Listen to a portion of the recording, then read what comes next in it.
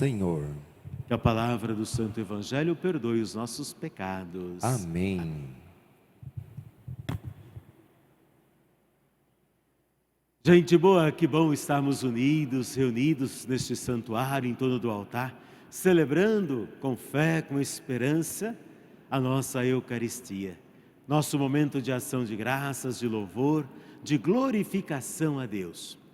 À véspera desse grande dia, amanhã, dia de São José, patrono, padroeiro da igreja, queremos louvar e agradecer a Deus, desde já por esse grande santo, o Pai de nosso Senhor Jesus Cristo, que nos é oferecido também como modelo de paternidade e como grande intercessor, aquele que se coloca junto de Deus em favor de toda a igreja.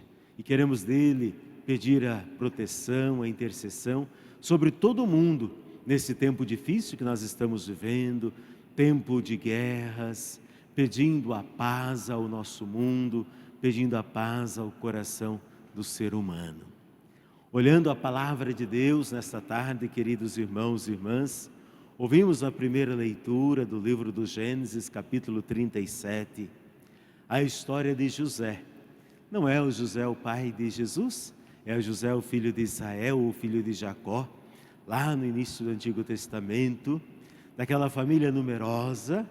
Jacó veio, depois de uma certa idade, a se unir com o grande amor da sua vida, que era Raquel, e com ela teve um filho, quase que temporão, né? A rapa do tacho, como nós dizemos aí, o caçulinha de todos, que foi José.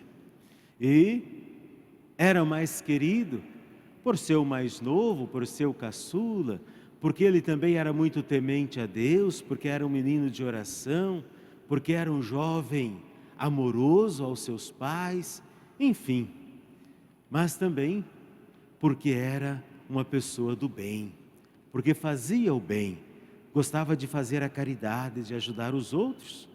Como nós olhamos no Evangelho, quando o pai pediu, olhamos na primeira leitura, perdão, quando o pai lhe pediu, olha, eu preciso que você vá levar o almoço para os teus irmãos que estão lá em Siquém, do outro lado da montanha, porque eles estão lá apacentando os rebanhos, já está chegando a hora da merenda, estão com fome. José na mesma hora não pestanejou, não, eu vou, e saiu, porque ele queria fazer o bem aos outros, queria ajudar os outros, por isso ele era amado pelo pai. Mas aquele que quer fazer o bem aos outros, muitas vezes ele provoca também a ira de muitos. E aí os irmãos ficaram com inveja, porque ele era querido, porque ele tinha ganho até uma túnica de mangas compridas, e a túnica de manga comprida era própria do primogênito, ou seja, Jacó estava dando a José um direito que não seria dele, que seria provavelmente de Rúben, o filho mais velho. Mas agora, quando eles veem o irmão se aproximando com a cesta, um bornal lá de alimentos, eles tramam rapidamente entre eles, lá vem o queridinho do papai, vamos matá-lo, quero ver agora quem que vai ser o queridinho dele. Mas Rúben intervém, e aí jogam ele na cisterna e depois o acabam vendendo. A traição dos irmãos, queridos irmãos e irmãs. A traição por ciúmes, a traição por inveja, a traição naqueles corações que deveriam amar, que deveriam cuidar, que deveriam zelar do outro que é menor, a traição deles que estavam em grande número contra aquele que estava em pequeno número, a traição revelando aquilo que há de pior no coração do ser humano, a maldade, a ganância. Venderam aquele irmão por 20 moedas de prata. A traição ainda hoje revela aquilo que há de pior no ser humano. A traição continua hoje revelando aquilo que há de pior em nós, a maldade, o orgulho, a inveja, o desejo de posse, o desejo de possuir uma pessoa, o desejo de machucar alguém, enfim, a traição, queridos irmãos e irmãs, é algo perigoso e nós devemos sempre, sempre estar atento à voz de Deus, buscando fazer o bem, para não nos deixarmos levar pelas tentações, pelas provações do inimigo. Por outro lado, olhamos a figura de José. Sabia que corria o risco, sabia que os irmãos não gostavam muito dele, sabia que qualquer hora podiam fazer alguma coisa com ele, mesmo assim preferiu fazer o bem. Grande exemplo, grande testemunho para todos nós. Fazemos o bem em toda situação, em toda ocasião, porque fazer o bem vale a pena. Fazer o bem vale a pena. Sempre, sempre. No Evangelho, Jesus contando esta parábola aos chefes dos sacerdotes, aos anciãos do povo, à nata da sociedade, falando daquele senhor que plantou uma vinha, foi viajar, arrendou ela aos vinhateiros e depois mandou os empregados, toda a história, para receber o arrendo da terra.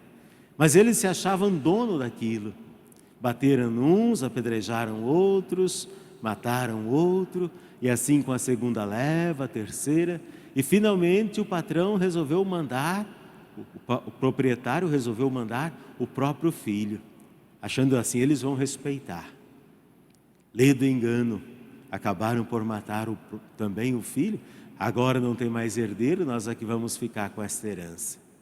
E aí Jesus pergunta, e quando vier o proprietário legítimo, o que ele vai fazer com esses vinhateiros maus, cruéis, que estão dominando, achando que são donos desta vinha?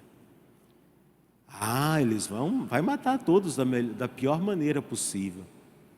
E aí Jesus conclui, basicamente dizendo, olha, esses maus vinhateiros são vocês. Porque o povo de Deus é a grande vinha. Deus Pai é o agricultor que plantou, que fez esse povo.